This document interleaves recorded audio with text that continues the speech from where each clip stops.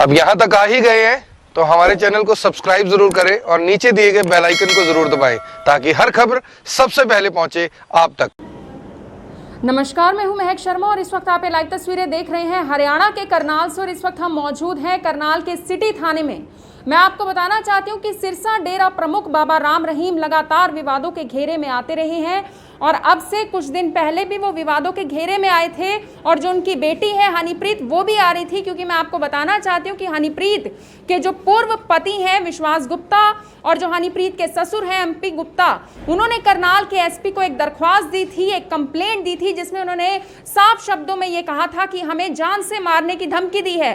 हमने आपको परसों एक खबर दिखाई थी जिसमें हमने आपको उस कंप्लेंट के बारे में बताया था जो हनीप्रीत के पूर्व पति और उनके ससुर ने SP साहब को दी थी करनाल के, क्योंकि वो रहने वाले हैं। उन्होंने करनाल के SP साहब से मिलकर मुलाकात की, उनको उस कंप्लेंट के बारे में बताया और उस धमकी के बारे में बताया जो परसों से एक रात पहले उनको एक फोन कॉल आता है जिसमें उनको जान से मारने की धमकी दी जाती है। और उसके बाद उनका यह भी कहना था कि उसके बाद भी 4 मिस कॉल्स और आती हैं, लेकिन वो 4 मिस कॉल्स वो नहीं उठाते हैं। कहीं ना कहीं वो डरे हुए थे, सहमे हुए थे, क्योंकि उनका कहना था कि साल 2017 में उनको पहले भी इस तरीके से जान से मारने की धमकी मिल चुकी है और 4 TV न्यूज़ चैनल वालों को भी उस समय धमकी मिली थी। और उनका ये भी कहना था, उस कंप्लेंट में उन्होंने आरोप ये भी लगाया था कि कुर्बानी गैंग के वो मेंबर हो सकते हैं जो डेरा सच्चा सौदा के ही मेंबर हैं। लेकिन मैं आपको बताना चाहूँगी, जो आरोप विश्वास गुप्ता और MP गुप्ता ने उस कंप्लेंट में लगाए थे, उन्होंने ये आरोप लगाए थे कि जान से मारने की धमकी हमें मिली है। लेकिन वो आरोप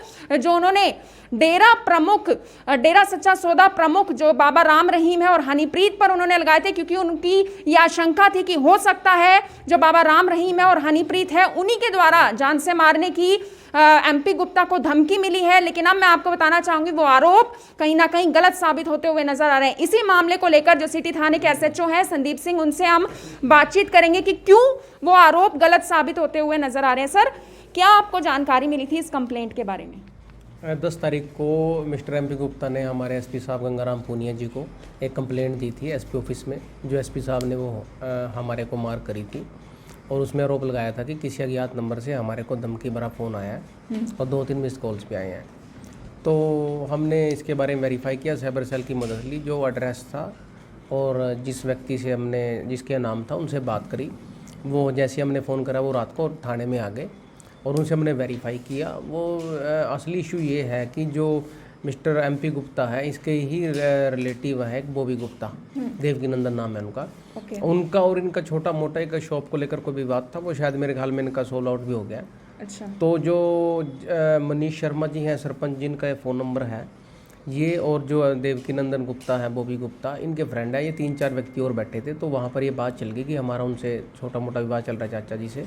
तो जो बॉबी गुप्ता है उन्होंने अपने फ़ोन से उनको फ़ोन मिला दिया, उनकी आपस में कोई बहसबाजी होगी, वो फ़ोन कट गया। उसके बाद फिर सरपंच ने अपने फ़ोन से मिला के उनसे थोड़ा बहुत उनकी कहा सुनी होगी, तो इससे वो घबरा गए क्योंकि वो अज्ञात नंबर से उनको फ़ोन आया था।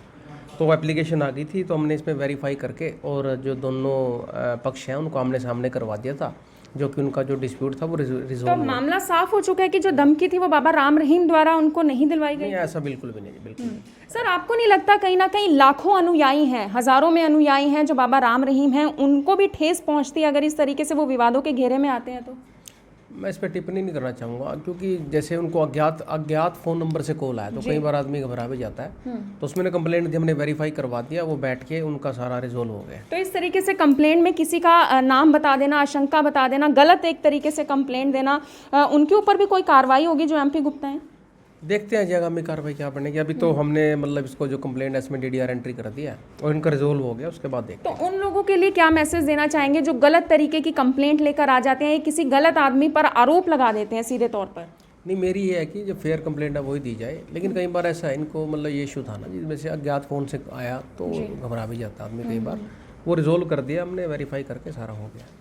तो बॉबी गुप्ता है जो बताए जा रहे हैं कि जो MP गुप्ता हैं उन्हीं के रिश्तेदार हैं, कुछ ज़मीन को लेकर वाद विवाद चल रहा था और उसी के चलते जो बॉबी गुप्ता हैं उन्हीं का अब नाम आ रहा है बीच में कि उन्होंने किसी व्यक्ति से, किसी अज्ञात व्यक्ति से फ़ोन कॉल करवाया था, क्योंकि मामला काफ़ी गंभीर था, मामला काफ़ी बड़ा था। साथ के साथ क्योंकि जो MP गुप्ता है, विश्वास गुप्ता है, वो SP साहब से मिलने के लिए पहुँचते हैं, मामले पर साथ के साथ कार्रवाई होती है, साइबर सेल के द्वारा मदद ली जाती है और साथ के साथ नंबर ट्रेस कर ये पता करवा लिया गया है कि आखिर वो कंप्लेंट, माफ कीजिएगा, जो कंप्लेंट में जो ये बात कही गई थी कि धमकी दी गई, आखिर वो धमकी किसके द्वारा दी गई और उस पूरे मैटर को सोल्व कर दिया गया है। ये बड़ी बात इस वक्त की मैं आपको बताना चाहती हूँ। लेकिन बड़ी बात यह है कि परसों जब ये खबर हमने आपको दिखाई थी तो जो डेरा प्रमुख सच्चा सौदा बाबा राम रहीम हैं वो काफ़ी विवादों में घिरते हुए नजर आए थे। उनकी जो बेटी है हनीप्रीत, क्योंकि उनका रिश्ता बाप बेटी का ही बताया जाता है, तो उनका जो रिश्ते को लेकर भी हालांकि वो काफ़ी बार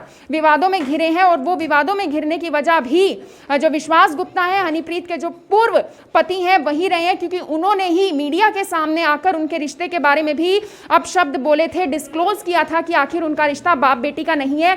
ये बड़ी बात जरूर थी। लेकिन अब मामला पूरी तरीके से साफ हो चुका है। जो कंप्लेंट एमपी गुप्ता ने दी थी उस कंप्लेंट में उनके रिश्तेदार शामिल थे। जो आरोप उन्होंने बाबा राम रहीम और हनीप्रीत पर लगाए थे वो आरोप झूठे साबित हुए। आप सभी लोगों से अपील, इस वीडियो को देखें भी और इसे शेयर जरूर करें। आप देख रहे हैं IBN24, मैं हूं महक शर्मा, हरियाणा के करनाल से आप सभी के साथ लाइव।